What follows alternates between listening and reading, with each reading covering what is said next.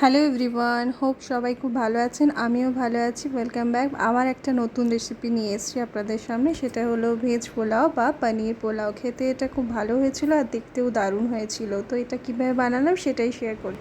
প্রথমে একটা প্যানে সাদা তেল বা রিফাইন অয়েল ভালো করে গরম করে নিতে হবে। আর তার মধ্যে দিয়ে দেব প্রথমেই কিউব করে রাখা পনিরের টুকরো। এটা নুন আর হলুদ দিয়ে ভালো করে ভেজে নিতে হবে।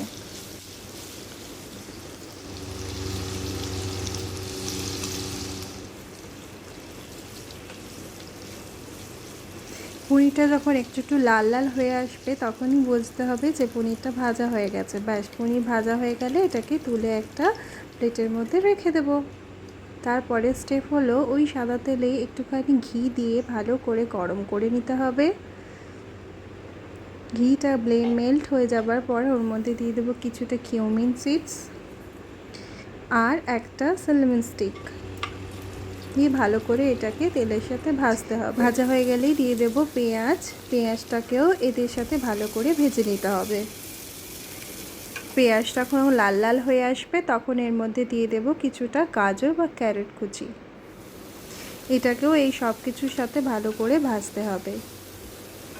যখন সবকটা ভাজা হয়ে আসবে, ভাজা ভাজা গন্ধ বেরোবে, তখন এর মধ্যে আমরা অ্যাড করে দেবো 1 কাপ মতো চাল। আমি এখানে মিনি মোগরা বাসমতি চাল ইউজ করেছি।